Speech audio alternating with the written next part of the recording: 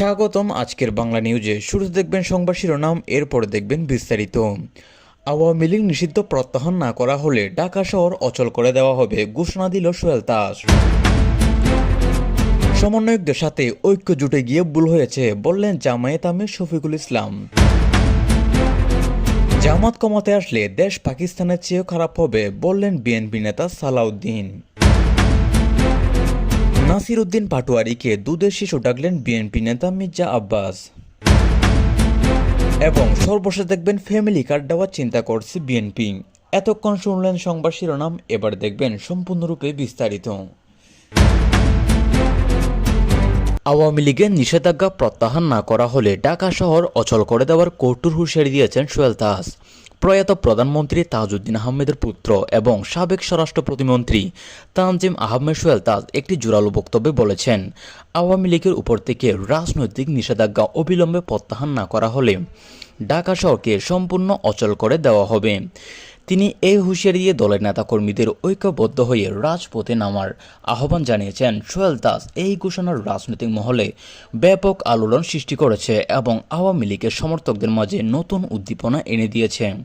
তিনি আরও বলেন, এই নিষেধাজ্ঞা গণতান্ত্রিক অধিকারের উপর আঘাত আনবে এবং এর বিরুদ্ধে কঠোর আন্দোলন ছাড়া কোনো বিকল্প হবে না। অনেকে সোহেল তাজের পক্ষে বলছেন, কারণ বিশেষজ্ঞদের মতে আওয়ামী লীগ যেহেতু নির্বাচনে যদি অংশগ্রহণ করতে না পারে, অর্থাৎ নিষেধাজ্ঞা প্রত্যাহার না হয়, তাহলে এটি ভবিষ্যতের জন্য অনেক খারাপ একটি বয়ে আনবে। অপরদিকে সমন্বয়কদের সাথে ঐক্য জুটে যাওয়া একটি বড় ভুল হয়েছে স্বীকার করলেন জামায়াত আমির শফিকুর রহমান। বাংলাদেশ জামায়াত ইসলামীর আমির ডাক্তার শফিকুর রহমান এক সাম্প্রতিক বক্তব্যে স্পষ্ট বলেছেন যে বিভিন্ন সমন্বয়কদের সাথে ঐক্য জুটে গঠন করা তাদের দলের জন্য একটি বড় রাজনৈতিক ভুল সিদ্ধান্ত ছিল। তিনি এই ভুল থেকে শিক্ষা নিয়ে ভবিষ্যতে আরও সতর্কতার সাথে রাজনৈতিক জোট ও কৌশল নির্ধারণের প্রতিশ্রুতি দিয়েছেন। শফিকুর রহমানের এই স্বীকারোক্তি দলের অভ্যন্তরীণ নেতাকর্মীদের মধ্যে নতুন চিন্তাভাবনা এবং আলোচনা জন্ম দিয়েছে। তিনি আরও উল্লেখ করেছেন যে এই অভিজ্ঞতা থেকে জামায়াত এখন স্বাধীনভাবে নিজস্ব রাজনৈতিক পথে এগিয়ে যাওয়ার পরিকল্পনা করেছে, যাতে দলের মৌলিক নীতি ও লক্ষ্য অক্ষুণ্ণ থাকে। এই বক্তব্যের মাধ্যমে তিনি দলকে আরও শক্তিশালী ও ঐক্যবদ্ধ করার আহ্বান জানিয়েছেন। জামায়াতের স্থানীয় নেতারাও বলছেন, শফিকুর রহমান ঠিকই বলছেন, যেহেতু বর্তমানে সমন্বয়করা দেশবিরোধী বিভিন্ন কাজে সংযুক্তি রয়েছে, তাই তাদের বাতিল করলে ভালো হতো। অন্যদিকে জামায়াত ক্ষমতায় এলে দেশ পাকিস্তানের চেয়ে ভয়াবহ অবস্থায় পড়বে বললেন বিএনপি নেতা সালাউদ্দিন।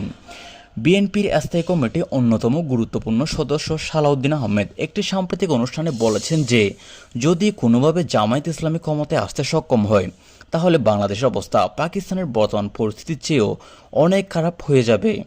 তিনি এই মন্তব্যের মাধ্যমে জামায়াতের রাজনৈতিক উত্থানের বিরুদ্ধে জাতিকে সতর্ক করেছেন এবং বিএনপির নেতাকর্মীদের আরও ঐক্যবদ্ধ কাজ করার আহ্বান জানিয়েছেন।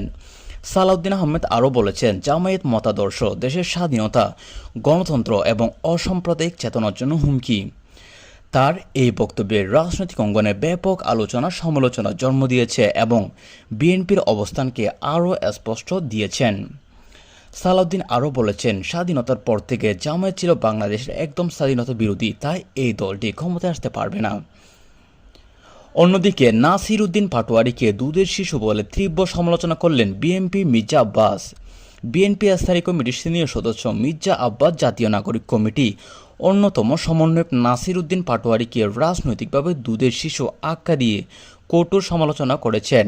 তিনি বলেছেন, রাজনৈতিক অভিজ্ঞতা এবং পরিকল্পনার দিক থেকে পাটোয়ারি এখনও অনেকটা অপরিপক্ক এবং তাই তার নেতৃত্বে বড় ধরনের রাজনৈতিক উদ্যোগ সফল হওয়া কঠিন। মির্জা আব্বাসের এই মন্তব্যের রাজনৈতিক মহলে ব্যাপক আলোচনা ও বিতর্কের জন্ম দিয়েছে।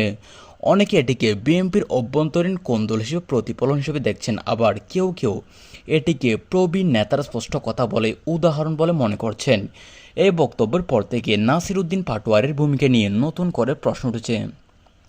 অনেকে বিএনপি নেতা মির্জা আব্বাসের প্রশ্নের সাথে সহমত প্রকাশ করেছেন। যেহেতু পাটোয়ারি হচ্ছেন একজন সমন্বয়ক, তাই সমন্বয়কদের বিরুদ্ধে বিভিন্ন অভিযোগ রয়েছে।